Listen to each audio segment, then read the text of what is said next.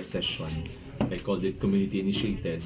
Kailan ini sa mga pumuluyo that suggested these proposals. No? One ini mo sa animal advocate ngambal nila kadamo gid sang cases nga gabungguan ng mga stray animals magtabok sila sa dalan. And many, if not all, are not really recorded. No, nobody records this. No? But each one of us has experience of close calls or basi na bungguan gid mga kasapatan nga ini. That's why it would be in line also with our animal welfare ordinance, all the advocacies that we have been pushing the past years to really put it into operation. Nga butangan ta sa mga signages man para nga magiyahan, ma-remind ang aton mga drivers that here in the city we care, no? We care for animals, we care for dogs, cats, bisan mga baka kay damo na diri. So halong lang sila. So una, pwede sila kapundo-pundo sila or slow down.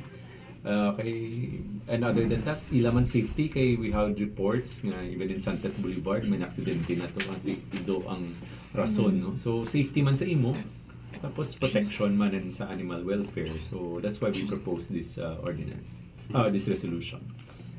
Pero sir, anong strengths ni because resolution na siya para ma-compel ang DPWH and CEO to execute sini sa Una, it's their primary responsibility and jurisdiction. Sa tanan man naton nga mga traffic signages sa tanan ng engagement sila ning gobra, sila ning mabutang. Kung national roads, it's under DPWH. Kung local roads, it's under City Engineering Office. Ang pamangkot na lang how to anong ipon niya. It's really about funding. It's really about identifying proper places, identifying the standard signage, no?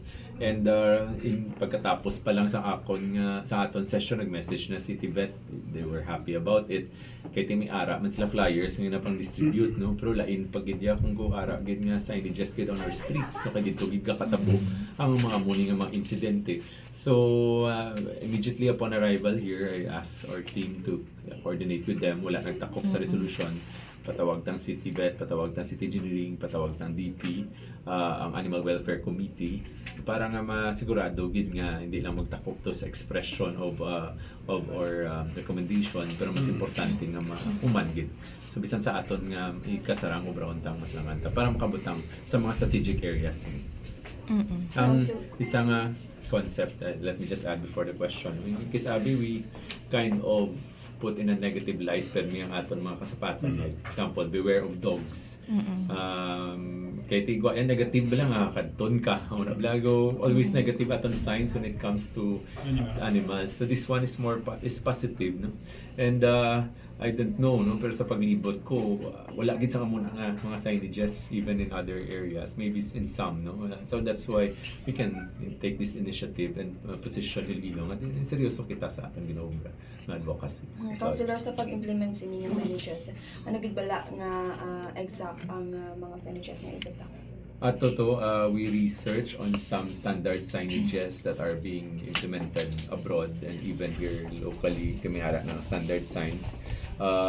Sundon lang ato, no, that those are pwede mangin basis kay amo na nga magpungkok kita with the city engineering and the district engineering, makita man nila, makasuggest man sila kung anong angay kag sakto, no? But ako because we also passed that ordinance on standard signages, sundon man siya kung anong nagakaigo nga signs for those type of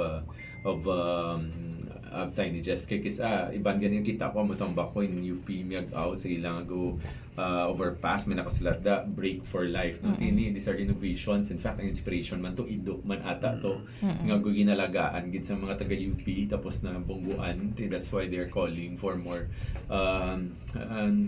being more careful, no, when we're driving on the streets. So I think